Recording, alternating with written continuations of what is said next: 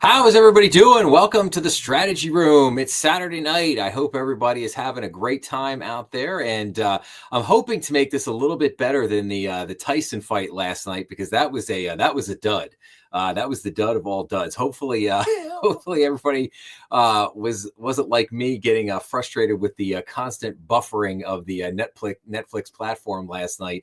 Literally like every 2 seconds, and unfortunately the greatest moment of the night, if you at least saw it during the live broadcast, or you might have seen it splashed all over social media today, was Mr. Tyson giving us his back end after his lovely interview before the fight last night. So hopefully everyone was at least entertained by that part of the show. But okay.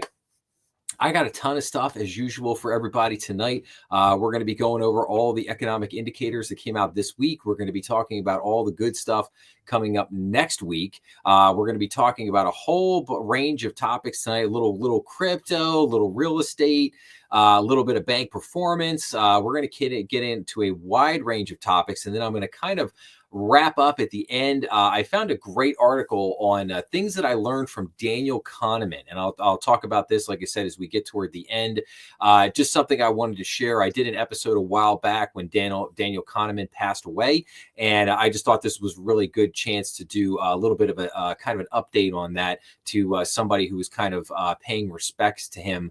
And, just, all the wisdom and kind of knowledge that he passed down to this individual over the years, I thought was very nice. So, but let's get into it real quick. I just wanted, as I always do, I always like to kind of recap the episodes that came out this week, just in case anybody didn't get a chance to check them out. So on Monday, I basically did what is going on with colleges, and I thought there were some really good articles in there, basically talking about all of the kids in the northeast part of the United States, a huge majority of them, especially in the last 2-3 years, have been migrating to schools in the South. Bigger schools, Alabama, Georgia Tech, Duke, things like, North Carolina, places like that. But it was just the sheer volume, the sheer number of kids from the Northeast that were going down to these Southern schools. It really caught my eye. And then the other article that we looked at there was basically like, where are colleges going? A lot of them are not performing very well right now. A lot of the state kind of public schools are not doing well across the country. And there's a lot of reasons for that. Some of them being financial, some of them being political. And it's just something to point out. I mean, I've said for a long time that I do not believe that the current college business model is sustainable. And I've been saying that for the last 20 years. It's held on a lot longer than I thought it would. But I don't think in the long run it's sustainable. I mean, I think that, academia is going to have to make a lot of changes. And I'll actually have a further update on that with an article I'm going to share with everybody in just a little bit. The next episode I did was lesson time. It was called Let's See How Quickly a Good Loan Can Go Bad. And I found a recent article in the business journals, which basically talked about a building in downtown Philadelphia, which was occupied by Wells Fargo. Wells Fargo decided to cancel their lease and move, or I guess consolidate offices. And that left this office building in a very poor situation. And it was literally a great example of how, you can have a great loan and literally overnight, you have one major tenant leaves that building and it can turn into a mess real fast. So I thought that was a good example of, just how quickly things can go from good to bad. So we did that. Then I did another interesting one called A De Novo Success, the Story of Pinnacle Financial Partners. And I thought that was a really great story of a true de novo bank. A couple gentlemen started this de novo back in 2000. I'm sorry, 2000. They've been running the bank now for 24, almost 25 years. They've turned it into like a $50 billion asset bank in the last 25 years. It'll be just a tremendous success. And I could sympathize or at least understand kind of where they were coming from where they started and where they're at now. I mean, I worked at a bank that was a $52 billion, what was considered, a super regional bank. And I've also worked for a pure startup bank. So I've been on kind of both ends of that equation. So like I said, I thought that was a really good story. Did an episode on that. Then I did an episode called What is Your Capital Plan? And I really wanted to talk about raising capital. And I saw a great article there from Bank Director where I got into, you can issue debt or you can issue stock, kind of pick your poison, which path you want to go down. And so I talked a little bit about capital planning there. So hopefully, if people have an interest in that, they'll check that episode out. And then finally, I did the latest installment in the crypto series, part 12, which was Tether in Trouble and Bank Crypto Update. So Tether recently got in trouble. Financial regulators really taking a look at some of the things that they're doing. Tether's also the largest, stable coin provider out there right now. I actually did one of the previous episodes in the crypto series was basically called The Rise of Tether. So if you want to learn a little bit more about Tether, a little bit more about their history, what they're up to now, you can go back to that episode and check that out. But then also in that latest crypto series update, I also talked about, I did updates on like Customers Bank, Provident Bank, just a couple banks that have been kind of dabbling in crypto in different ends, different things. Different aspects of the crypto market. And so just kind of tried to provide an update there. So those were the 5 episodes that basically came out this week. And then this week coming up, I'm looking to put out basically another 5 episodes, have a live stream. But then the week of Thanksgiving, just to let everybody know, week of Thanksgiving, I'm thinking that I'm going to put out episodes on Monday, Tuesday, Wednesday. Not going to have anything out on Thursday, and because it's Thanksgiving. And then I might premiere the BND Financial History Series episode 1 on that Friday, the 29th. But I'm trying to see if I'm hopeful I can get it out. If I can't, I'll probably do it in the next. I'll probably push it back just a week or two to finish it. But I'm hoping to get that first episode of the Financial History Series out on the 29th. It's kind of a Thanksgiving weekend special. Hopefully, give everybody something to watch that weekend. But then I'm probably going to take a break for a week after that. I'm probably going to take that first week in December. Probably going to take a week off and kind of catch my breath and work on some other things that I've been working on. Some behind the scenes things to try to just make some, continue making things a little bit better here on the channel, hopefully. So like I said, that's kind of the schedule here for the next couple of weeks. 5 more episodes. And I recently shifted it a little bit. I want to try to do episodes, 1 episode a day, Monday through Friday, keep it the same pattern, 10 to 20 minute episodes, but put an episode out every day and then do the live stream on Saturday night. And I was doing the live stream on Friday nights for a couple months. Now I want to try it on Saturday night for a couple months, just see how it goes. See what people are liking, how many people tune in, that kind of thing. And then I'll at some point here, I'll eventually settle into a normal time slot after we kind of, experiment a little bit. But this is, obviously, everything continues to tweak a little bit here, tweak a little bit there. And, this channel is definitely a work in progress and will continue to evolve over the next couple of years. So, but okay. So let me jump into real quick. So what economic indicators do we have coming out this week? So on Tuesday, November 19th, we have building permits, we have housing starts, we have the Atlanta Fed GDP Now numbers. That's going to be a big one. API weekly crude on Wednesday, November 20th. We have the 20-year bond auction. On Thursday, November 21st, we have continuing jobless claims, initial jobless claims. We have the Philadelphia Fed Manufacturing Index. We get the existing home sales, U.S. leading index. And then on Friday, November 22nd, we have the manufacturing PMI, the services PMI, the Michigan consumer sentiment, and the U.S. Baker Hughes oil rig count. So, a little bit of housing information, a little bit of labor market information with the continuing jobless claims and initial jobless claims. But I think the big things that people will be looking at, they'll be looking at the Atlanta Fed GDP Now numbers, obviously for the fourth quarter.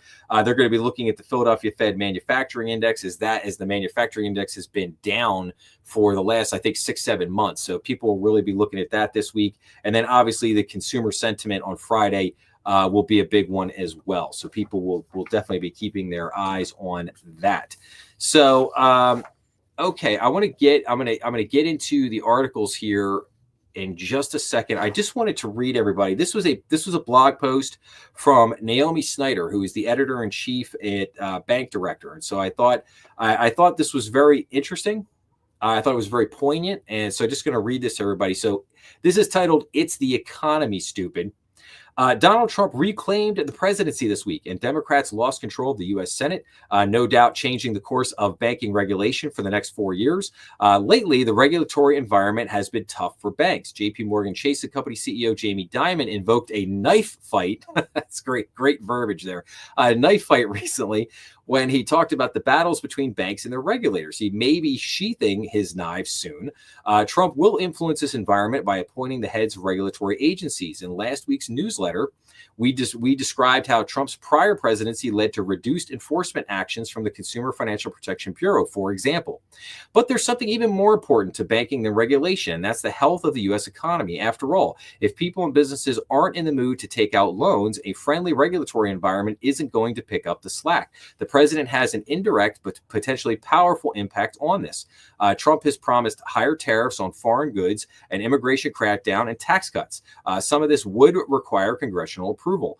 Trump has limited powers over the Federal Reserve, which guides monetary policy by setting interest rates and, by default, impacting inflation and the job market. The Fed's Open Market Committee cut the federal funds rate this week by 1/4 of a percentage point.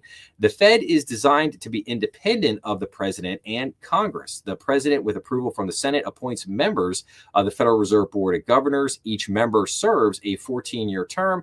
The chair and vice chair serve 4-year terms, but they don't coincide with presidential terms.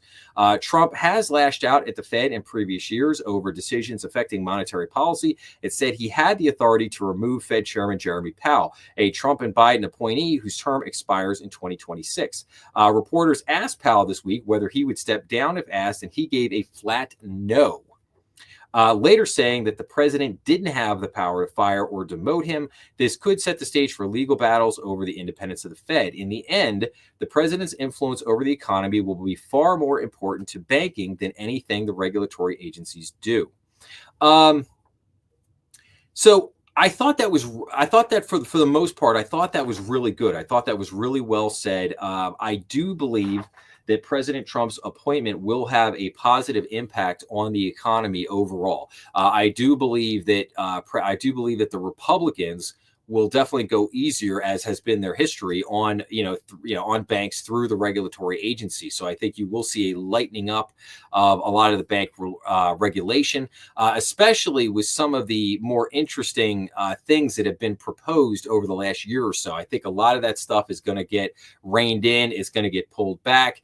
They're going to make it a little bit easier for banks to continue operating as normal, so to speak. And we're going to go, and we'll go from there. I do think it's interesting. I found it interesting. This whole thing during the last press conference with Jeremy Powell, where the reporters started asking him, "Oh, does the president have the power to remove you?" and this and that. And they said how, and I've noticed it in a few places where they said, Trump has lashed out at Jeremy Powell or whatever.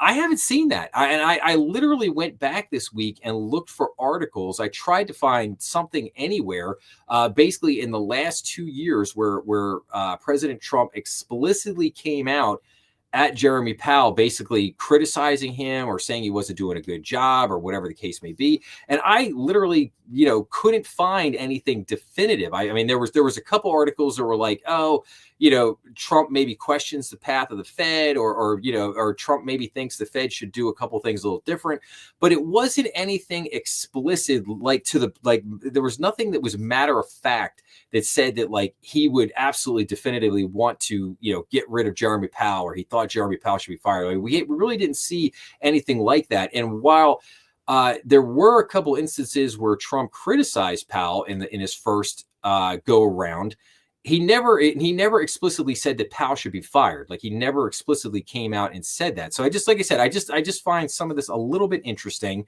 And look, Jeremy Powell, his term ends in 2026. So I really think that even if him and Trump are not seeing eye to eye on some things, ultimately, I don't think it really matters, because what will happen is Jeremy Powell's his term will be up in 26. Trump just won't renew him. He'll put somebody else in there, and that will kind of be the end of that. But I would strongly suggest Jeremy Powell and all the people at the Federal Reserve, they should be walking a little bit on eggshells right now. And the reason why I say that is because, Trump may not have the power to fire him, but there are a lot of critics of the Fed, including myself, for the way that they have handled things over the last 15 years. And I blame them for everything that's going on. And one of the problems is that the market crashes and the things that happen are seeds that are planted by the Fed years before. They take years to play out. And generally what happens is, by the time they play out, the Fed governor or Fed chair who started it is basically gone. Their terms are done. Like Alan Greenspan is the perfect example. Alan Greenspan brought in the age of bubbles. Alan Greenspan in the 90s was, especially the late 90s going into 2000, he was revered as this genius, this absolute genius. Nobody could question Alan Greenspan. He was the man with the magic wand. He could do no wrong. He would use green speak in his press conferences when going up there on Capitol Hill and everything. Now you look back and does anybody revere Alan Greenspan? I mean, does anybody sit here today and like, oh, Alan Greenspan? No, because Alan Greenspan brought in the age of bubbles. He gave us the .com bubble, and then he gave us the real estate bubble, but he bailed out in 2006. Alan Greenspan saw what was coming. He knew we were going to have this major financial calamity that he had sowed the seeds for, but he bailed. He bailed in 2006, jumped out, put his golden parachute on, and dove out the door. Went to go write his memoir, leaving that in the lap of Helicopter Ben Bernanke. And that's a perfect example of what I talk about how the things that the Fed do, the things that they do, the policies that they enact, they take years to play out. And when they do play out, and if things go bad, if they go ugly, then it's always, oh, well, the Fed rushed in to fix the problem that they created, and they're always heralded as the hero by the media for fixing the problem that they created. It's like they firebombed a house, and then they show up with the fire truck to put the fire out, and everybody's like, oh, they showed up with the fire truck to put it out. They're heroes. It's like, but wait a minute, they firebombed the house. Like, they started the fire. Like, what? I don't understand. That's the kind of thing that goes on right now. And I think for the first time in a long time, you have a lot of critics of the Fed sitting in Congress right now. And you have people on both sides of the aisle. You have Democrats and Republicans. Don't think it would be just a Republican thing. There are a certain number of Democrats that are very highly critical of the Fed. And so I'm just saying that I think Jeremy Powell needs to tread very lightly, because there's a very good chance that if he, picks a big fight here, he could end up with more than he bargains for. And that's all I'm saying. I'll leave it at that. So, okay, let's get into some articles here now, guys. Let's look at a bunch of stuff. So first thing up here, the ABA predicts a soft landing for the U.S. economy, but risks remain. So the ABA's Economic Advisory Committee projects a slowdown in the U.S. economy, but the threat of a recession remains due to labor market and consumer credit quality concerns. We provide some details. So the committee, which is composed of 15 chief economists from ABA member banks, said in its September report that personal consumption expenditures, the Fed's preferred inflation indicator, will likely meet the Fed's long-term goal of 2% by the second quarter of 2025. We'll see that in just a second. Maybe so, maybe not. They also expect the country's real GDP to grow 2.1% in 2024 and then slow slightly to 1.8% growth in 2025, lower than the 3% growth reported for the second quarter this year. Luke Tilley, who is the EAC chair and chief economist at M&T Bank subsidiary Wilmington Trust, notes that consumer spending, government spending, and capital expenditures are a little slower, but there is a slight pickup in home building investment. When you bring all those things together, you get that soft landing projected slowdown. Tilley said, encouragingly, we continue to see the slowdown in inflation. However, the risk of a recession in 2025 is still at 30%, unchanged from the Economist March consensus estimate. One likely headwind is possible labor market deterioration, with the unemployment rate likely peaking at 4.4% in the first half of 2025, but then likely falling to 4.3% in the latter half. Tilley also expressed concern regarding consumers and lower credit tiers that are becoming delinquent on their credit cards, whether that is signaling a real problem or sort of a normalization back to pre-COVID trends, because delinquency rates had been very low for a while post-stimulus, is the other open question. The economists also predicted that the Federal Reserve will likely cut its federal funds rate an additional 150 basis points between now and the end of 2025. As a result, credit availability for both consumers and businesses should expand. The bank credit quality should remain stable, citing the following rate changes. Now, here is what is really interesting. So they're saying that bank consumer credit, so that and we've got 2024 on the left and 2025 on the right. They're saying that delinquency rate right now is 2.8%, which is pretty high, and that will drop slightly next year to 2.7%. The charge-off rate right now is, again, very high at 3.8%. They're saying that will increase to 4%. And then with bank C&I, which is commercial and industrial loans, that's basically like lines of credits, term loans, equipment loans, that kind of thing. They're saying the delinquency rate there is 1.10, which again, high, very elevated for the moment, and it's going to increase. It's going to creep up a little bit more to 1.2, and that the charge-off rate is going to go from 2.6% to 2.9%. So that's, so basically they're saying that the credit quality is going to continue to deteriorate, and that things are going to get a little bumpier going into next year. Now, if you guys saw the episode that I did over 2 weeks ago on Extend and Pretend, special report that came out from the Federal Reserve Bank of New York, you would see that banks are also going to be facing what's called the maturity wall coming this year in 2025, and it's going to go up. That maturity wall is going to go up for the next 3 years, 25, 26, 27. So what banks really need is they need the Fed to continue bringing the interest rates down to try to make it easier for them to roll some of this debt over, so that the delinquency doesn't get too bad. Like, in other words, they know there's going to be delinquency. They're just trying to manage, marginalize, if you will, that delinquency. That's going to be the game plan over the next, year and a half. So let's take a look at something else real quick. So let me see if I can make this a little bit bigger here so everybody can kind of zoom in on this. So here's what I wanted to show you guys. And this is from the Kobezy Letter on Twitter. At Kobezy Letter is their handle. The U.S. now has a record $17.9 trillion in household debt, $12.6 trillion in mortgages, $1.6 trillion in auto loans, $1.6 trillion in student loans, $1.2 trillion in credit card debt. Total household debt is now up 56% over the last 10 years, and total credit card debt is up 53% since 2020. So credit card debt is up 53% in the last 4 years. Meanwhile, delinquency rates on credit cards and auto loans are now at 2008 levels. And I think we all remember what happened in 2008. So consumers are fighting inflation with debt. And then the last thing it says here is this can't end well. I would absolutely agree on that. So we are, these are all, none of us have ever seen this in our lifetimes that you would have. It's totally normal, if you will, to have a record in something. Maybe you have record auto loan debt, or you have record mortgages, or record credit card.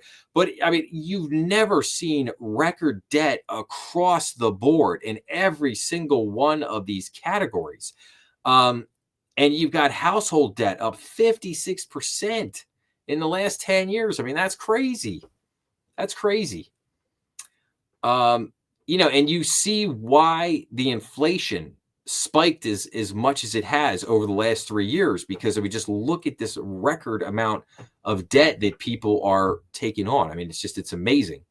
So, all right, let's look in. How were some of the economic indicators this week? What were some of the things that were going on? So, annual inflation rate hit 2.6% in October, meeting expectations, maybe. The consumer price index increased 0.2% in October, taking the 12-month inflation rate up to 2.6%. Both numbers were in line with expectations. However, the core CPI, the component that calculates all the main things that we need, right? Accelerated 0.3% for the month and was at 3.3% annually, also meeting forecasts. Not really. I think that was up a little bit higher than what they were projecting it to be. Despite signs of inflation moderation elsewhere, shelter prices continue to be a major contributor to the CPI move. Inflation adjusted average hourly earnings for workers increased 0.1% for the month and 1.4% from a year ago.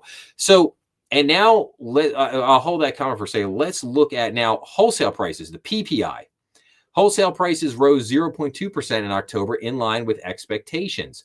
So here we had the producer price index, the PPI, which measures what producers get for their products, increased a seasonally adjusted 0.2% for the month, up 0.1 of a percentage point from September, though matching the Dow Jones consensus forecast. On a 12-month basis, headline wholesale inflation was at 2.4%.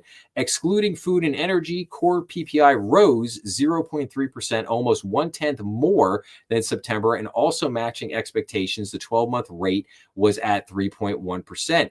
Though the readings are above, keyword there, above, the Fed's 2% inflation goal, the trend is showing the price increases are generally moderating, and inflation is being pushed by isolated factors, pretty much by housing, obviously is the big one there. But here's the key thing here with these inflation numbers. Again, little bit of massaging of the numbers, if you will, because the headline numbers, they put the headline numbers out and they're like, oh, look, PPI and CPI, they're kind of right in line with expectations. They only increased a moderate 0.2% in October, a moderate 2.6%. But then right underneath that, they're like, oh, but the core CPI or the core PPI was up and was above inflation expectations. So, inflation has slowed, but now we're starting to see the inflation is definitely picking back up a little again. Now, while it's not picking up at light speed, it's not picking up very aggressively, but it is picking up. And this is going to be a concern, especially given the fact that the Federal Reserve has just cut interest rates by 75 basis points in basically the last 2 months here. And the Fed cut these rates, but now we're seeing, the Treasury's going up and inflation is still trending higher. And so it gets back to these comments here of, oh, well, we think inflation's going to come down. It's going to continue to moderate. I think that really depends on, that's really going to depend on government spending. Will the government spending come down? You've got this whole thing right now. Elon Musk has got his Doge, which was kind of funny. The Department of Government Efficiency, which I find very humorous. I think it's actually kind of, they even put the dog they created like a logo with the Doge dog. That's why got to give them credit. Guys are they at least have a sense of humor. But they, again, they want to try to combat government spending. And I think that's the key. If you get the spending down, I think the inflation will come down. But if you're just hoping that the Fed is going to cut rates and the inflation is going to magically find its way back to 2% with government spending continuing to be out of control, it's not going to happen. Okay. And then, so what happened with the 10-year Treasury here? So the 10-year Treasury yields jumped on the week as Powell says the Fed is now not in a hurry to keep cutting rates. So the 10-year Treasury yield was marginally higher on Friday, capping an eventful week of inflation data and comments from Federal Reserve Chairman Jeremy Powell, suggesting the central bank may not be as aggressive on its rate-cutting campaign going forward. Maybe that's because they're cutting rates and they're watching the 10-year Treasury go up because of all the manipulation that Janet Yellen's been doing over at the Treasury, but they left that part out. The yield on the 10-year Treasury note was higher by about 2 basis points at 4.439%. The 2-year Treasury note yield last traded at about 4.307%, a rise of roughly 1 basis point. Last week, the yield on the 10-year and 2-year ended at 4.31 and roughly 4.25 respectively. Yes, however, you got to look at the overall change. I mean, the overall change here is 0.25. Let's look at the 10-year Treasury rate here. It's at 4.445. That's so when Jeremy Powell, just to give you an idea, 2 months ago, when Jeremy Powell cut the interest, when they first started cutting rates before they took it down 75 basis points, the 10-year Treasury was hovering down about like 3.78. So it's gone up. What is that? 60. It's gone up about 68 basis points in the last 2 months since they started cutting rates. I want you to think about that for a minute. They started cutting rates. So when they cut rates, aren't interest rates supposed to come down? But these rates are going up. Huh. Interesting. I wonder if that could have something to do with the national debt. Maybe. So I have maintained for the last couple of months that I thought Jeremy Powell would stick with their plan in terms of reducing rates. So they did the 50 basis point rate cut in September, didn't have a meeting in October. They just did the 25 basis point cut in November. I would suspect that they will cut another 25 basis points here in December, and they will end the year down 100 basis points. And then in January, they're going to take a breather. They're probably going to take a breather. They're going to wait to see kind of what's happening. I think a key mark here is going to be the 10-year U.S. Treasury. If you see this break over 4.5%, that will if it breaks over 4.5% and it begins to shoot up toward 5%, that's going to be very bad for the Fed. And you might see Jeremy Powell come out in I don't think he'll come out in December, but I think he will absolutely come out in January with a much different tone in terms of how aggressive they're going to be with cutting rates. He's already kind of positioning it like we said right here, with the comments from the Federal Reserve Chair suggesting that the central bank may not be as aggressive. So he's already setting the stage. He's already setting the stage that basically they might take a pause on cutting rates, and he's already laying the groundwork for that. So, like I said, we'll see what happens. But the key thing over, I would say, the next how many weeks we got here? It's November 16th.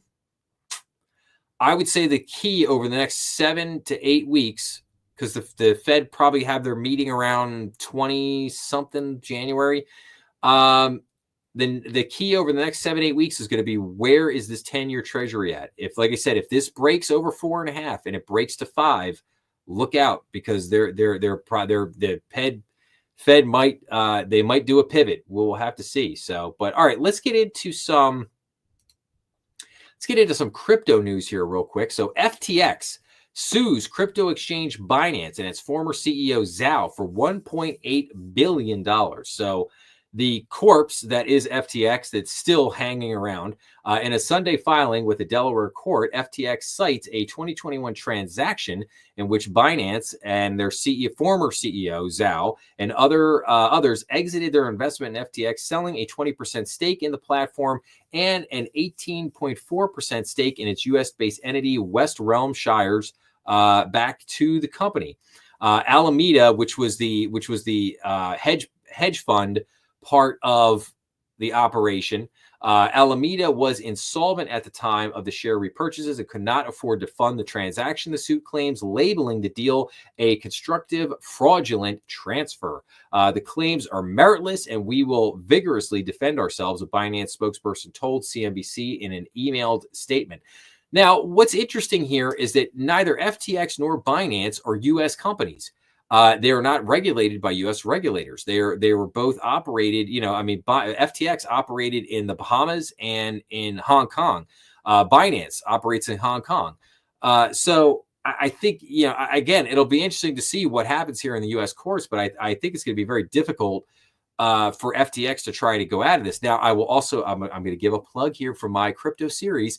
If you go back and watch the first couple episodes of my crypto series, I explain all of this. I explain the fraudulent transaction. I explain Alameda. I explain the history. I explain what happened. So if you want all the details on that, go back and check out those episodes. I think you will find it highly enlightening. I cover Michael Lewis's book, Going Infinite, which is all about FTX. Michael Lewis was actually there when FTX, the whole thing blew up. And it's a fascinating book. It's a fascinating book. It's a fascinating read. He goes into detail about all this, explains it all. So go back and check that out. So let's see here. Let's see some other crypto related stuff. So crypto related investments surge on Trump win, MicroStrategy buy. So investments tied to cryptocurrencies surged as the excitement over Donald Trump's victory in the presidential election continued. Bitcoin traded at yet another all-time high, surpassing 88,000. And MicroStrategy, the biggest corporate holder of Bitcoin, announced it had just paid $2.03 billion to purchase another 27,200 Bitcoin.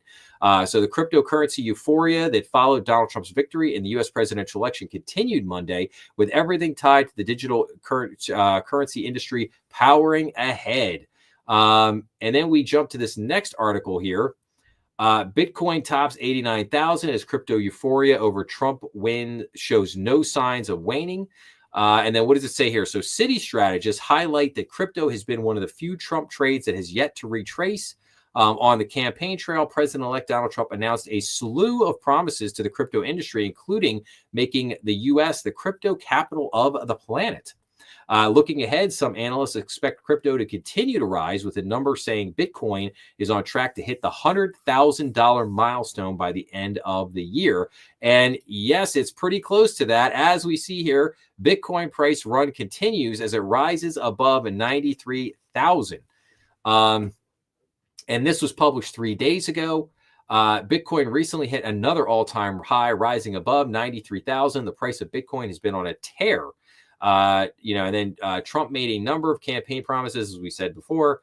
Bitcoin, which was trading below 70,000 on election night, has more than doubled in price in 2024 following the launch of spot Bitcoin exchange traded funds, ETFs, in January. So just unbelievable. I mean, if you would have told me that Bitcoin would have spiked to $93,000, I would not have called that one. That one was not on my bingo card. So I mean, absolutely, interesting there. So we'll have to see if this Bitcoin run continues. We will. Like I said, I think it will be very interesting to see over the next year. I mean, regulators have been flirting with the regulation of cryptocurrency for the last 3-4 years, and it's always been talk around stablecoin. How are we going to regulate stablecoin? And I do think that regulation is needed. However, at the same time, I think you have to be very careful.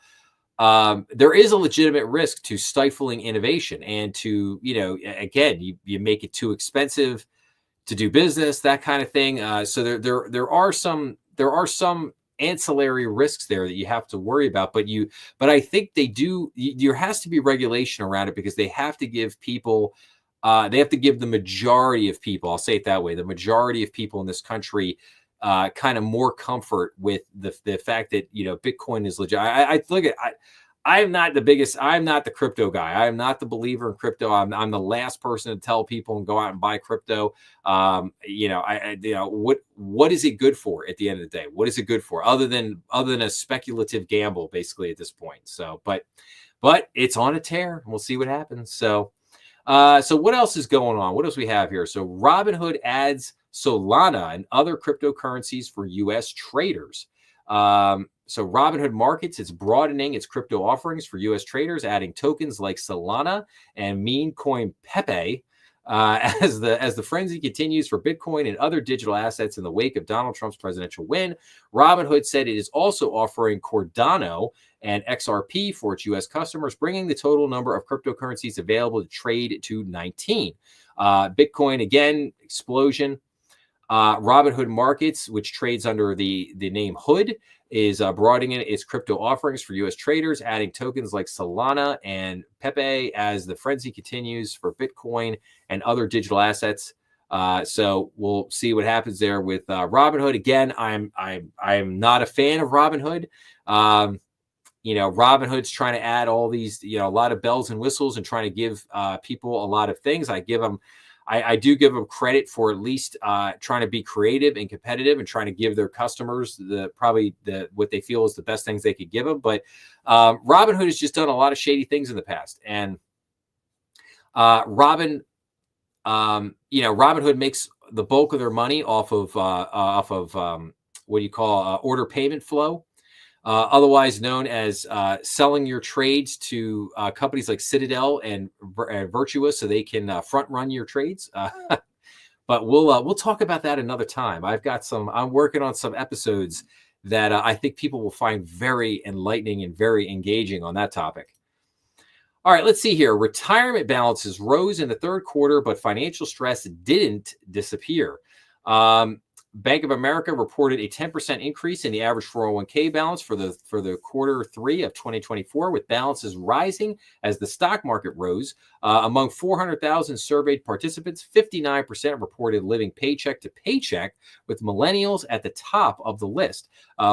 Fewer 401k participants took loans from their retirement funds in the third quarter. Hardship distributions, though, ticked higher. So retirement investors are benefiting from stock market gains, but many are still feeling financial strain. So again, just to note there, 401ks are going up, but it's not great when you do a survey of 400,000 people and 59% are living paycheck to paycheck, and you're seeing an uptick in, hardship distribution, from 401k plans. That's obviously not a great trend right there. So, okay. Trump is the most pro-stock market president in history, Wharton's Jeremy Siegel says.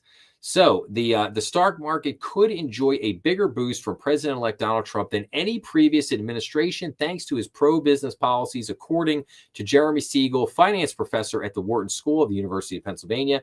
President-elect Trump is the most pro-stock market president we have had in our history, Siegel said Monday on CNBC Squawk Box. He measured his success in his first term by how well the stock market did. It seems to me very unlikely he's going to implement policies that are going to be bad for the stock market. The market already reached new highs in reaction to Trump's election win, as investors bet that his promises of tax cuts and deregulation will propel growth and benefit risk assets. I do absolutely believe that. However, I would temper it by saying that there are a lot of clouds on the horizon, and there is potentially in 2025. There is potentially a mess looming that is going to drop in the lap of Trump in the first year of this, second term here, if you will, of his presidency.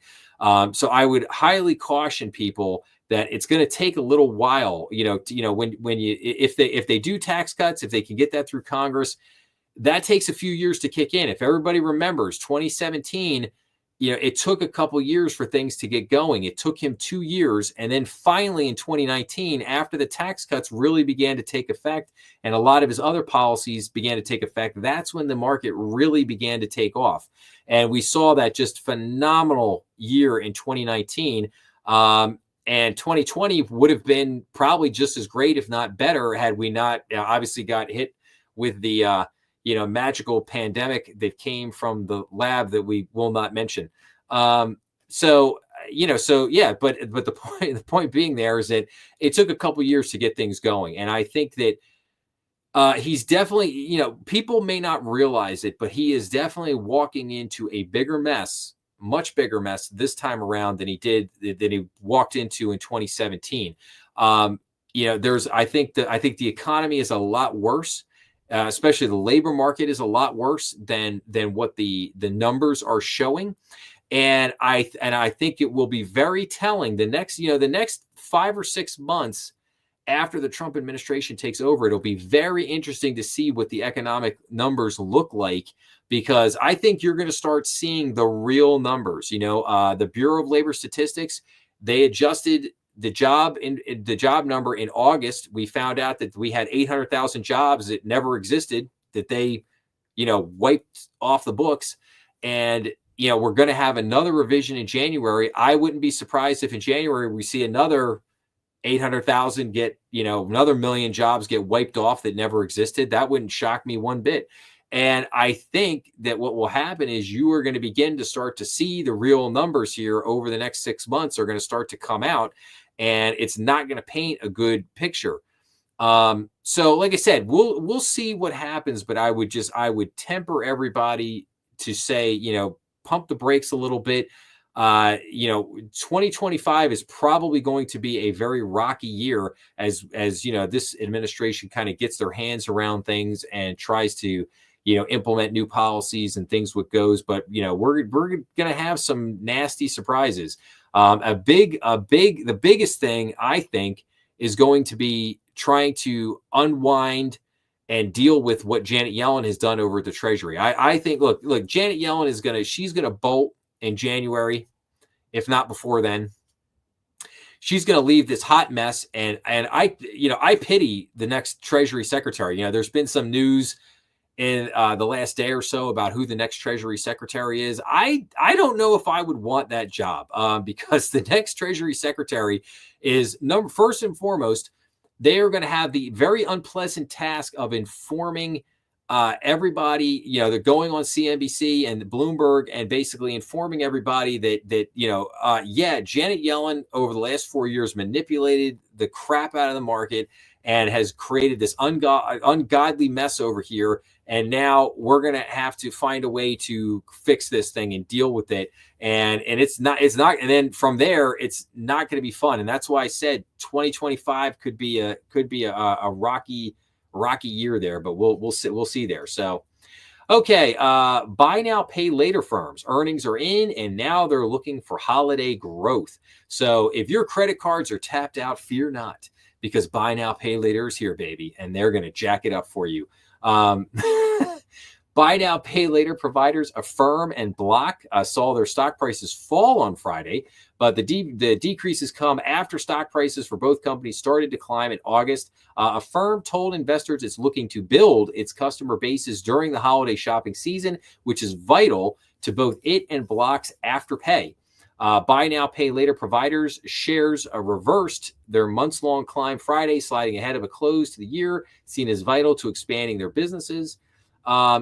So yes, I keep saying that, they're one of the things that regulators wanted to do is that they wanted to have these buy now, pay later companies like Block, Affirm. They wanted to have them reporting the loans that they're making to people on people's credit reports. That hasn't become a reality yet.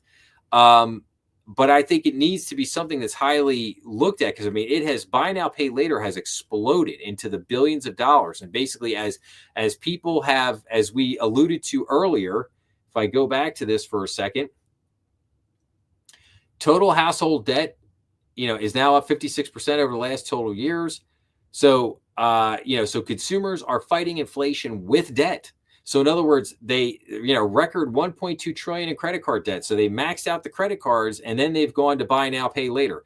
And now the buy now, pay later companies are tickled to death, and they're going, yeah, let's pump it up, baby. Let's get this rolling.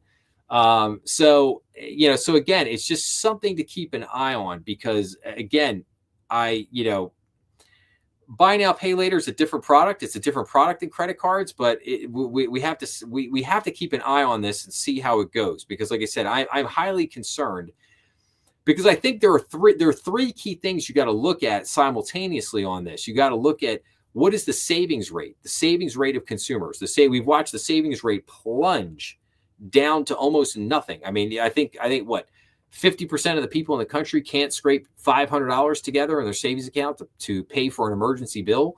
So you got 50% of at least 50%, it could be even more. At least 50% of the country right now basically doesn't have any savings. You've got credit cards maxed out, and now you've got this huge leap in buy now, pay later. I think when you look at the three of those things together, it's a bad stew. That's a bad mix. And that's going to lead to trouble down the road. And again, if I hate to keep going back to this, but if you go back to this, you see the record amount of debt here. So in banking, what you look at, if you're trying to understand what's going on with the consumer and you're looking at what's happening there, things go like dominoes. And in other words, how that goes is it starts with credit cards. And then it goes to auto loans, and then it goes to student loans. And then finally, the last thing is mortgages. Why do you think that is? Well, the reason being is that people are always going to do whatever they have to do to keep a roof over their head. The last bill they're not going to pay is either their rent or their mortgage. But the credit card bills, the auto loan, the student loans, those are the first dominoes to drop before it finally gets to mortgages. Mortgages are always the last. That's always the last straw to go down. So when mortgages go bad or are starting to go bad, you've got a real problem probably everywhere else. So, okay, now let's see. Now let's go in here. Oh, wait a minute. Did I skip something? Oh yeah. Okay. So NVIDIA is now a Dow member, as is paint maker Sherwin-Williams. So NVIDIA joined the Dow Jones Industrial Average on Friday, replacing storage chip maker Intel as the artificial intelligence darling cements its position as the world's most valuable company. NVIDIA shares are little changed, having risen nearly threefold since the start of the year, driven by the AI frenzy, while Intel is down almost 50%. Paint maker Sherwin-Williams also became a member of the Blue Chip Index Friday, supplanting chemical giant Dow. Well, I will say this. We shall see how long NVIDIA stays there. If you've been following another stock called Supermicro Computer, you might know that Supermicro Computer has a lot of problems right now, a lot of problems. And yeah, I would keep an eye on this because I think the problems of Supermicro Computer are going to lead back to NVIDIA. So we shall see. We shall see what happens there. So, and then this blew me away. This one blew me away. The average home buyer is 56 years old this year, the oldest they have ever been. The oldest they have ever been. Younger home buyers find it harder to break into the housing market as they face higher costs and limited inventory. This year, the average age of home buyers increased to a record high as first-time home buyers in particular struggle to afford housing costs. The housing market has consistently darkened economic reports as mortgage rates remain high and homeowners still hesitate to trade in their ultra-low rates. So, a couple things here with this. Number one, obviously, you have an affordability issue in the housing market. The cost of everything has just absolutely ballooned. The average, I don't know if it says in here, but the average sale price of a house is $436,000, $46,000, something in that neighborhood. But it's dramatically high. And it's unaffordable for most buyers out there. Then you couple in the fact of inflationary pressures, the fact that, property taxes, homeowners insurance, your utility bills, everything has gone up in price, everything across the board. And that makes it very difficult to afford and buy houses. So is it any wonder that an older demographic now is your average home buyer? The average home buyer is 56 years old. That's kind of mind blowing. And it's troubling because especially I would say between the ages of 30, 35, that's when you really need the millennials in there buying houses right now, because that's what ultimately builds wealth. That's ultimately what is going to build your wealth over time and is going to put you in a better position by the time you get to be 50, 56 years old. So if those people aren't buying houses, and the problem is, if you're in that 30, 35 age range and another, say 15 years goes by and now you're 45, 50 years old and you've never owned a house, are you even going to want to buy a house at that point? I mean, it's kind of an interesting question to ask. And then if they never, if a big chunk of the millennial generation never owns a house, how does that affect them financially over time? And then, all of these 56-year-olds, right?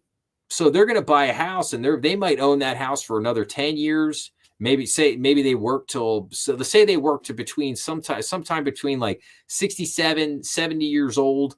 So if let's say hypothetically they work till they're 70, right? So say they buy this house now, they're 56 and they're going to own this house till they're 70. That's 14 years. So now 14 years go by, they're 70 years old and they want to sell this house. Who's going to buy it? Who's going to buy it? And are they going to be able to get for that house what they think they're going to get for it? Because if you have a huge chunk of millennials out there that have basically never bought houses and at that point in their life don't ever plan to buy a house, yeah, it's just like I said, and who knows? I mean, who knows how this stuff ultimately? I mean, if we all had crystal balls, right, we'd all be billionaires, right? But it doesn't work that way, and it's just interesting. But this is a problem. This is a major problem. Like, you just cannot have your average home buyers being 56 years of age. I mean, that just does not work. I mean, we've got to find a way to get homes back to an affordable level, so that younger generations can start buying this house, because it won't be that long until, the millennials start to get a little, it'll only be another 10 years before millennials are now they're all in the oldest millennials are now hitting like 40 years, 41 years old, right in there. The youngest millennials are probably still about, 25 years old, 26 years old. So then you've got Gen Z kind of hot on their heels, and, Gen Zs right now are basically in that 22, the oldest Gen Zs are probably like 22 to 25, somewhere in that age range. And, they're graduating from college right now. And the first Gen Zers are getting out of college and starting to get into the workforce. And, another 10 years, they'll be right at that age. They'll be right at that 30 to 35 age range where they should be buying houses and stuff like that. So, like I said, it's just a very interesting thing to note and, see what happens there. Okay. Let's get into a couple other interesting articles here real quick. So, will the COVID era SBA loans be forgiven? Here's how Trump's win changes that dynamic. Now, if anybody's has been watching any of my episodes over the last couple of months, I've done a couple of episodes on kind of the SBA EIDL loans, like what's happening right now. And we know that basically they're a hot mess. Like, the EIDL loans are a hot mess right now. And the SBA has been trying to, forgive, I'll take a step back for a second. The SBA was trying to write off a lot of the loans. It got to a point where they were trying to write off like $62 billion worth of the SBA EIDL loans. And basically Congress went back to them and said, whoa. Like, that's taxpayer dollars. You're not just writing that off. You need to go collect that money. SBA grumbled about it, went back, basically started doing it, but they quite frankly, they don't have the manpower. They don't have the manpower, the staff to do it. So, we'll see what's going on there. But basically, there's been a debate back and forth. Should they just forgive the loans? Should they not forgive the loans? Whatever else. So now that leads us to today. Here we're at here. So some small business owners are hopeful an incoming President Trump might take action on forgiving COVID-era loans for small businesses. About 4 million COVID-19 economic injury disaster loans were doled out from 2020 to 2022. Since then, the Small Business Administration has been forced to charge off tens of billions of dollars in loans, while another 30 billion are sitting in hardship programs. A report from the 12 Federal Reserve banks found many business owners with COVID EIDL loans are caught in a vicious cycle of a growing debt load and poor financial performance. Some small business owners have started petitions to ask Congress or the White House for forgiveness, while others have encouraged lenders letters to lawmakers. But experts are doubtful on the possibility of widespread forgiveness for the loans. Let's see here. With around 50 billion accrued in interest and nearly 4 million borrowers affected, the scale of potential forgiveness would be significant. This could be a motivating factor for action and a deterrent at the same time because of budget concerns. I think it will be very interesting. Let's see here. And then let's what does it say here? So the SBA's ongoing COVID challenges. The agency is going to have a big challenge servicing the massive loan portfolio. Like I said, they don't have the staff. According to the SBA Office of the Inspector General, which serves as an independent watchdog for the agency, in its annual report released October 15th, that prior to the COVID-19 pandemic, the SBA typically serviced about 263,000 disaster loans totaling about 9.4 billion. But today, the agency is servicing about 2.5 million disaster loans totaling 283 billion, a more than nine-fold increase. And that's because of the massive number of COVID-19 economic injury disaster loans that the agency made. So a couple of things here. Number one, this is why the SBA has historically never been a direct lender. It's always banks are always the direct lender. The SBA just provides, like when a bank makes an SBA loan, the SBA just provides a guarantee to the bank on that loan. Thus enticing the bank to make the loan. But it's always the bank that makes the loan. It's not the SBA directly that lends the money. And in this instance, it was the SBA decided in their infinite wisdom that, hey, we're going to go lend this money directly to people. And this has absolutely blown up in their face. And this is why they don't do that. And the SBA has also proposed that, they want to start having, loan programs that they directly lend to people because, apparently banks don't move fast enough or banks don't make enough loans or whatever. And I can tell you right now that that's a disaster waiting to happen. The SBA is not a direct lender. They should never be a direct lender. That's not what they do. It's not their specialty. It's not their expertise. And I've said before, I think they should just stay in their lane. I think what they should do, first step here, and the Congress asked them to do this, and this is what I would recommend, is that they should sell this entire portfolio. They should sell it off to either a hedge fund or a private equity fund, somebody who has the bandwidth and the manpower to deal with all this. And if the government wants to add a couple perks or a couple goodies onto that to entice a big hedge fund or a private, call Citadel, call up Citadel, basically say, hey, Citadel, we want you to take over this SBA portfolio and work it out for us. And we'll throw you a couple of, we'll throw you some tax breaks, or we'll throw you a couple other benefits or whatever for taking this problem off the SBA's hands. And then take this off the SBA hands, let the SBA, just be done with it. And then just have the SBA go back to what they have historically done best. And then at that point, then I would have the conversation about, maybe some of these things should be forgiven. I think that, again, because I think you're going to be faced with a choice here of either you forgive some of this stuff or you're basically just going to put a whole bunch of businesses just out of business, because unfortunately, a lot of the companies that took these loans, they are now drowning in debt, and it's going to be very difficult, if not impossible, for them to pay back these loans. So if they can't pay the loans back and the SBA wants their money back, what's going to happen? They're going to declare bankruptcy, and that's going to be the end of it, whatever. So I do think that there is at least an argument there to be made for, if you can present your hardship and you can basically say, hey, here's what happened to us, whatever. But it always comes back to the moral hazard. Who picks the winners and the losers? How do you determine that? And if you just wipe it away for everybody, for the person who didn't need that loan forgiveness, now you're shortchanging the taxpayers that basically funded, because this was the taxpayer funded this to themselves in effect. And so I don't know. It's a very interesting argument, and I think there are unfortunately going to have to be some tough choices made. Probably some unpopular choices. Made here. So, but anyway, all right, let's go on. So, Federal Reserve interest rate cuts may hinge on Trump policies.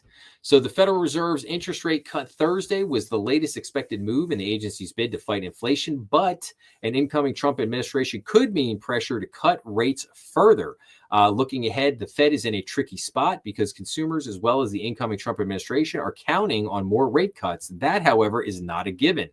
That's because economists and experts widely believe former and President-elect Donald Trump's proposed policies and tax cuts would push inflation up, which in turn would dampen the Fed's enthusiasm for further rate cuts.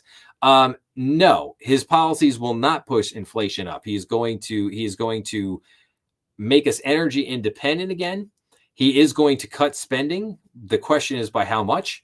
They are going to cut the spending. They are going to get energy rolling again, and his policies will bring inflation down eventually. But as I said before, it will take a little while, but he will eventually bring them down. The bigger problem is what I said, a half hour ago kind of going back to the beginning of the live stream here tonight. The national debt is the bigger issue, and what Janet Yellen did over at the Treasury is the bigger issue. If the Treasury yields continue to get driven up, it doesn't matter what the Fed does. So the Fed could cut rates down. They could take rates back down to zero. It's not going to make the 10-year Treasury zero, and the 10-year Treasury is going to keep going up as long as the national debt keeps exploding. That's the situation that we're in. So we'll see. Again, we'll see what happens here. But I agree with the premise that it is not a given that the Fed is just going to continue cutting rates and is going to continue doing it aggressively because of the situation that we're in. If I go back to the Treasury thing here, you go back to these Treasuries, the 10-year Treasury, 4.45. What did I say? In the last 2 months, since the Fed started cutting rates, they cut rates 75 basis points. This has gone up 68 basis points in the last 2 months. So the Fed cut 75, and this is going up 68. It's almost dead even. So the Fed's cutting. So why is the Fed going to keep cutting rates if these are just going to keep going up? Because your mortgage rate, everything that you have runs off that 10-year Treasury. Your mortgage rate, your auto loans, your credit cards, your student loan debt, it all runs off of that 10-year Treasury. So if that 10-year Treasury is going up, guess what? The Fed can cut the rate all it wants to. If that 10-year Treasury is going up, your mortgage rates are going up. They're not going to come down. So that is the key thing right there. That's the key thing. So you have to get spending under control. You have to get the national debt under control, and you've got to get these treasuries rolled over. And and like I said, it's going to be a major challenge. It may be the major challenge of the Trump presidency, trying to deal with this and the national debt. Okay. This was very interesting. This was an article on bowling alleys. Bowling alley closures are piling up. Many are being forced to pick a lane. No pun intended. The Moore Hardy family spent more than 6 decades running a bowling alley in Traverse City, Michigan. That run ended in September when the Moorhards, if I'm saying their name right, Moorhards, announced they would sell their business, Lucky Jack's. It's been a great 63 years, but the time for retirement has come, the family said in a Facebook post. After many failed attempts to sell the center for the last 4 years, that would enable bowling to continue at this location. An unexpected solid offer came from Sierra Auto, and the deal was closed in September 18th, 2024. 3 months earlier and more than 2,000 miles away, the operators of Roxy-Ann Lanes in Medford, Oregon, announced plans to close that facility after more than 50 years in business. The company cited structural issues with the facility's roof that would have necessitated the permanent closure of the bowling alley portion of the business, which also offered a bar and grill, as well as activities such as bingo and keno. Despite the best efforts of the dedicated staff and management, the financial realities could not be overcome. come. Lucky Jack's and Roxy Ann Lanes are far from isolated cases. Rather, they're among the latest examples in what's becoming a years-long spat of bowling alley closures for their doors, bowling alleys closing their doors. It's an industry that's been squeezed by rising costs, new competition for consumer leisure dollars, and real estate developers in search for more lucrative site projects. The number of bowling alley centers in business has fallen from 4,666 in 2005 to 3,170 this year, a 32% decline, according to research conducted by IBIS World. The research organization does not predict any bounce back in the near future either, with IBIS World projecting the number of centers to decline further to about 2,873 by 2030. The challenges for bowling center operators are as numerous as they are complex. And then the article does go on to say that there is a company, basically a wave of consolidation in the industry.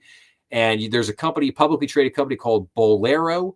Brand was born on the heels of Strike Holdings LLC, known as Bowlmore, in 2013 merger with AMF Bowling Worldwide Inc. Subsequently, growth drew the attention of private equity firm Attires Group Inc. and a substantial investment in 2017. The company changed its name to Bowlero Corp. In 2018, and in the years that followed, Bowlero acquired the Professional Bowlers Association, Bowl America, Zotos, Bowling and Beyond, and Lucky Strike Entertainment LLC. It also became a publicly traded company in 2021. Along the way, Bowlero made several smaller purchases as well, buying one or two bowling centers at a time as it slowly expanded across the Midwest, the South, and the West Coast, growing to almost 350 locations.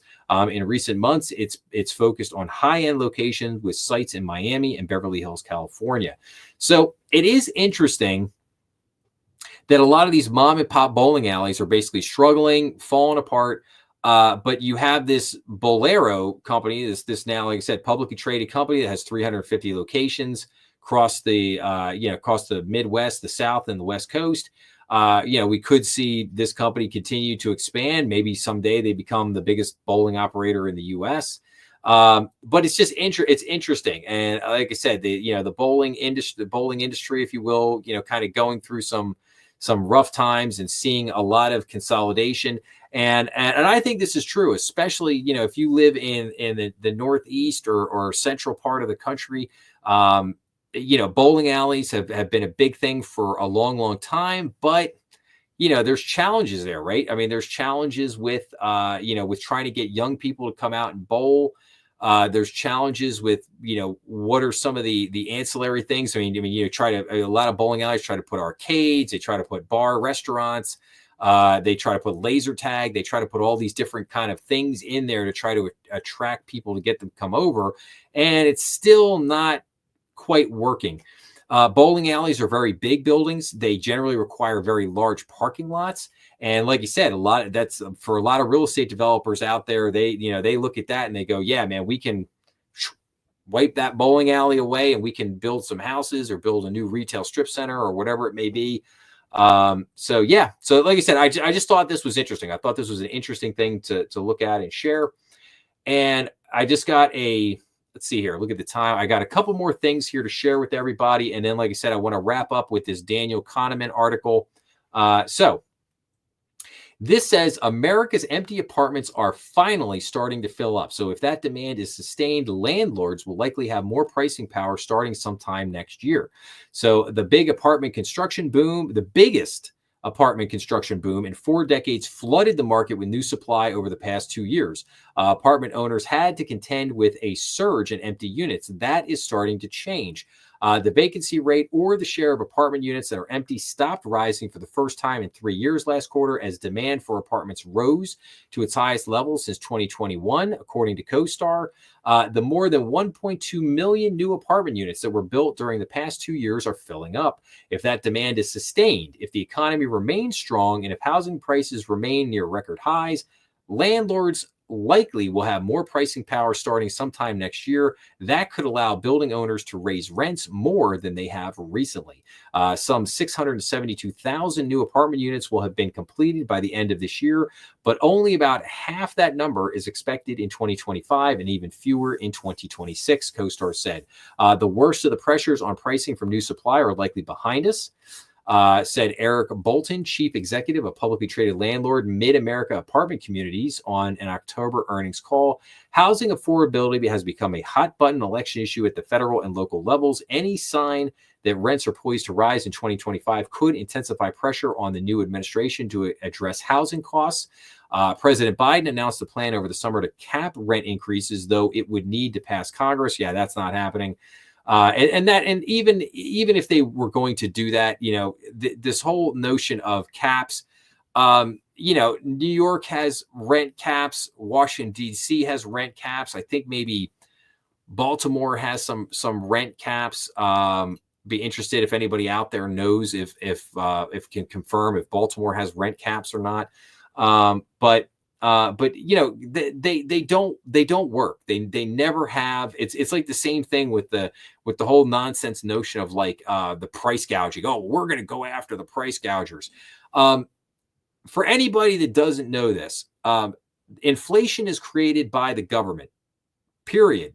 End of story. Inflation is created by the government. It's created by the government spending too much money. That's how inflation inflation is not an economic phenomenon. It's not like a recession or a depression or a credit bubble bursting or a residential housing. No, the only way you get inflation is from the government spending too much money. Full stop. So how about you not talk about doing the price caps? How about you start talking about cutting money? Why don't we start with that? Why don't we cut some spending?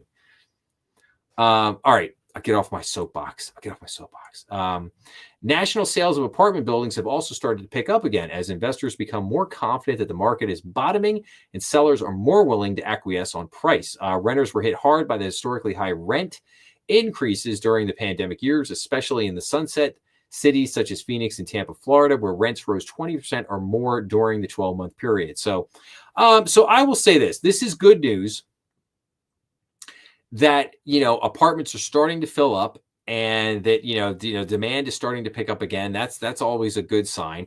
I don't know that they're completely out of the woods yet. They built an unprecedented number of new apartment buildings, and there might be this thing happening over the next year or two. Some people might be getting sent back to where they came from.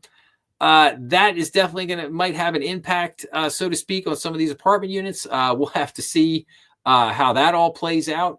So I don't know that they're completely out of the way. Like I said, it's a good sign. Hopefully that trend continues, but we shall see what happens there. Okay, now this is really interesting. This is a follow-up. I had talked about, if I can find this here for a second.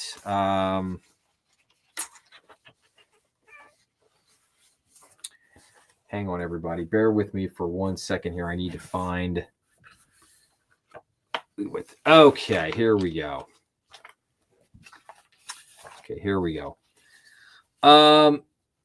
Bosses who don't care about your Ivy League degree.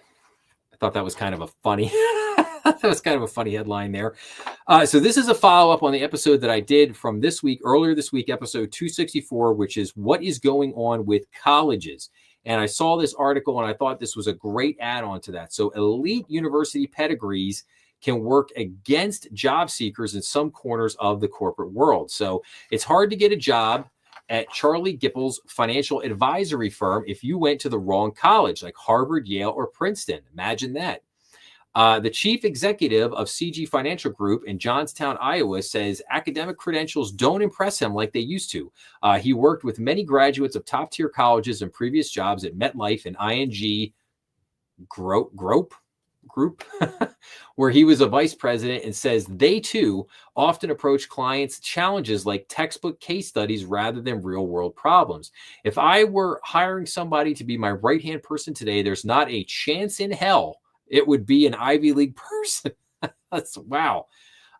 Says Gippel, who graduated from the University of Northern Iowa and manages a network of about 500 advisors. Traditionally, a springboard to the top of the resume pile, a degree from a prestigious university can now prompt questions about its value or even work against job seekers. In extreme cases, it's disqualifying. A group of 13 federal judges signed a letter in May saying they will not hire law clerks who enrolled at Columbia Law School this fall because of how the school has handled campus protests. A spokeswoman for the university referred me to a statement issued when the letter was publicized, which said the school's graduates are consistently sought out by leading employers in the private and public sector, including the judiciary. More often, people who studied at Ivies and similarly elite schools such as Stanford, Duke, and the University of Chicago say they're used to snide remarks about their alma maters being woke or elitist. That skepticism has intensified in the last year as a landmark Supreme Court case exposed inner workings of elite college admissions and upended affirmative action. Evidence presented in the case revealed, among other things, that 43% of accepted white applicants at Harvard were recruited athletes or children of alumni, donors, faculty, or staff. Going to Yale has opened up doors left and right, said this one individual. He says he now gets mixed responses when people learn where he went to college. Diversity, equity, inclusion initiatives on campus have gone too far, in his view. And while Rigg, who is Jewish, says he never caught a whiff of anti-Semitism as a student, he considers anti-Jewish bias a big problem at top universities, citing campus protests against Israel's conduct in the war in Gaza. Some people will say to me, would you ever send your kid to an Ivy? They've lost their way. I have to agree with them. America's changing perception of elite universities was evident on the campaign trail. President-elect Donald Trump, who holds an Ivy League degree himself from the University of Pennsylvania, chose as his running mate Ohio State J.D. Vance, who has bashed selective colleges despite having graduated from Yale Law School. And then it goes on to say, looking elsewhere for talent. Kellen Berman grew up in a working class family, lost her father in high school, then went on to earn a bachelor's degree at Harvard and an MBA from the Wharton School at Penn. She says her Ivy pedigree represents perseverance. The nonprofit consultant has grown concerned about whether students at her old stomping grounds are developing critical thinking skills on campuses that consistently land near the bottom of free speech rankings. An internal Harvard report last fall found roughly half of professors and students are afraid to express their views on controversial issues.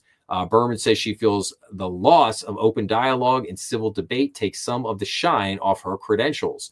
What should I do? Take it off my resume? She asked when I pressed about what it feels like to be an alum and a critic of these institutions. It was a rhetorical question because, truth be told, the advantage of brand name diplomas generally outweigh the drawbacks. The proof, look no further than the booming market for college admissions help, which can cost tens of thousands of dollars a year. Even sharp Ivy League critics like hedge fund billionaire Bill Ackman acknowledge the value of alumni networks. The blue chip banks and consulting firms continue to prize graduates of what their recruiters call target schools. And then, it goes on from there and it says, a few more things, whatever. But I think you guys get the gist of the article there. And the problem there, like I said, is that, the shine, how do they say, the bloom is off the rose, as they say. The bloom has come off the rose. And I don't point this stuff out to get political. I don't point this stuff out to pick a side one way or another. I just point it out to say there's a problem. There's a big problem right now at a lot of our colleges and institutions, and perhaps especially at the Ivy League schools.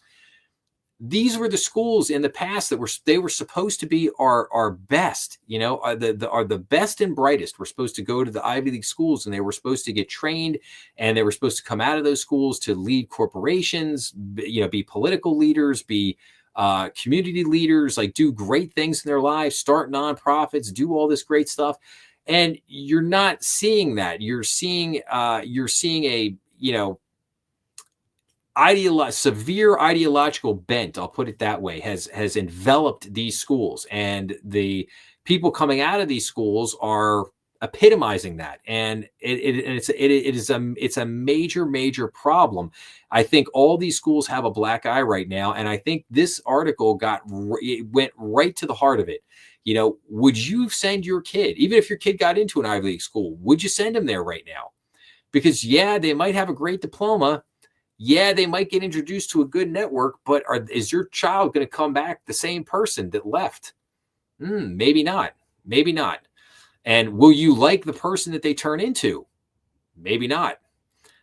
So like I said, I think it's a big issue right now, and it's something that we have to continue to talk about and kind of shine on there. So, okay. I got a few minutes left here, and I want to bear with me for a second. I want to stop this, and I want to bring in a different screen here real quick. If I can find this. No. Let's hang on. I'll find it here in a second. No, where is that? Hold on. I'll get it up here. Okay, now let's try. Yeah.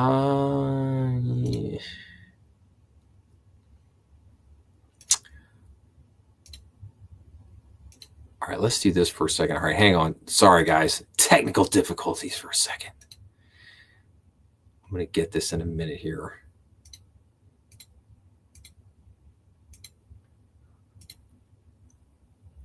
Here we go. Boom. There we go. Okay. Let's make this a little bit bigger.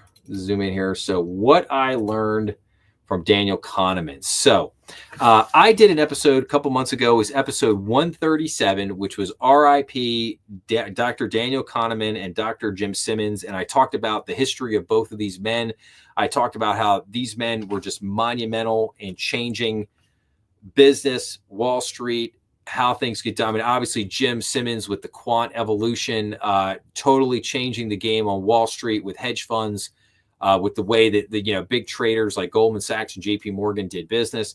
Daniel Kahneman was revolutionary in his work that he did on in psychology, and particularly as it related to finance and what became known as behavioral economics. And so this person right here, this Tim Collar, he kind of wrote this article here, and I thought it was really good.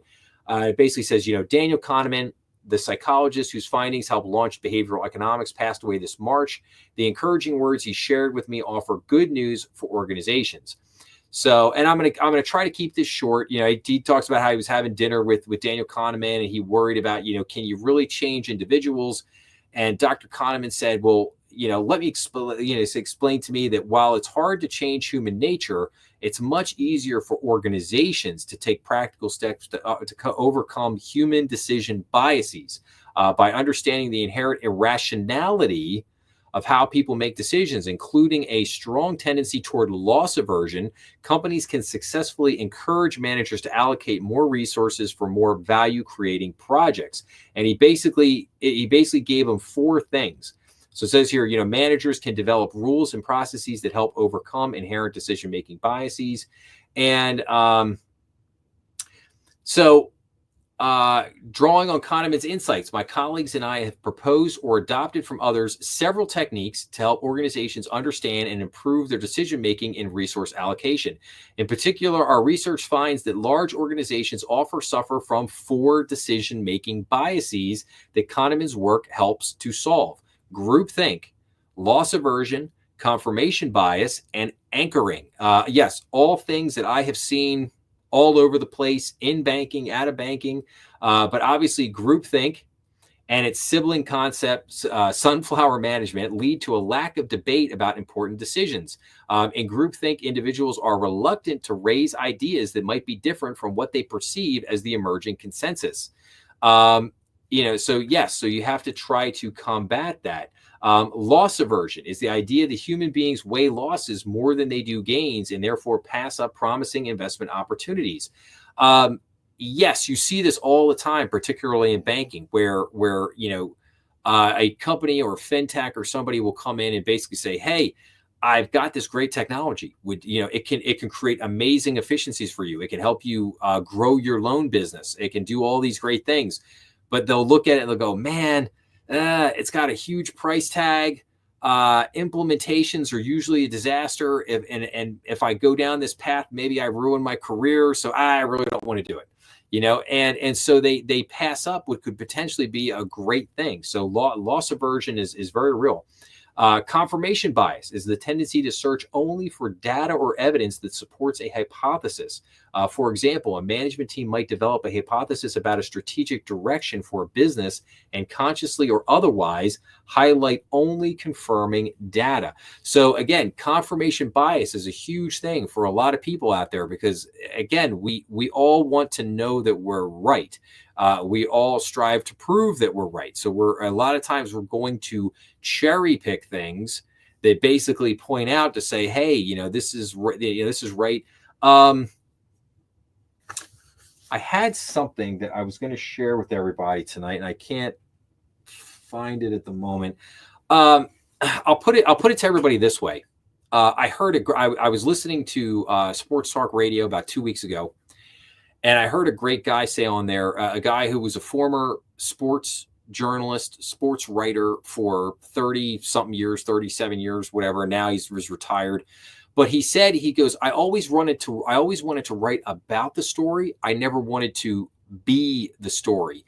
And I thought that hit the nail right on the head. Again, you want to tell the story. You don't want to be the story. And that's like confirmation bias. Confirmation bias, I think a lot of times you try to become the story because you're trying to prove that you're right. And again, you don't want to prove yourself right. You just want to present the information that is, and good or bad, right or wrong, present all sides of the equation and say, let the chips fall where they may. So yeah, combating confirmation bias. And then anchoring. Anchoring is the tendency to make decisions based on past or even irrelevant information. Large organizations tend to anchor their budgets and resource allocations decisions based on what they did last year, with only minor deviations. As a result, their budgets won't be aligned with any potential strategic shifts that top management may want to make. Once again, putting in place rules that Kahneman recommended can overcome significant bias. For example, an organization might create a rule that every strategic initiative in the budget might be fully funded. These rules may feel unnatural, and indeed, they often go against human nature. But while you can't change human nature, thanks to Kahneman, I've learned that you can change how organizations approach resource allocation. Debiasing decision-making helps companies achieve value creation opportunities that were there all along. So again, I thought this, and this is, so I thought that, pointing out these four main things, groupthink, loss aversion, confirmation bias, and anchoring, and then, trying to find ways to combat these things. Daniel Kahneman was an amazing man, an amazing individual. He like I said, his, the research, the writing that he did on this was absolutely amazing. One of these days, I will do a book review on his. I will do a book review on his book, which was Thinking. What was it called? Thinking Fast and Slow. And because it's such a monumental, groundbreaking book that, like I said, changed the world of finance for forever. Really, it truly did. So okay. So that's all I got for everybody this week. I hope everybody enjoyed it. I will kind of wrap up by saying, make sure to give a like, share, and subscribe, as that always helps the channel. Remember, we are on YouTube, Rumble, and all major podcast platforms. Please make sure to leave your comments down below, as I always enjoy getting back to everybody. Keep an eye out. Like I said, there will be new episodes coming out this week. I'll be back for another live stream next Saturday night at 8 o'clock. I thank everybody so much for watching. Like I said, just, really enjoy everybody tuning in. I really appreciate you out there. And I will see everybody again. Enjoy the rest of the weekend. Hopefully you have some great football tomorrow, and I will see everybody next week. See you later. Be safe out there.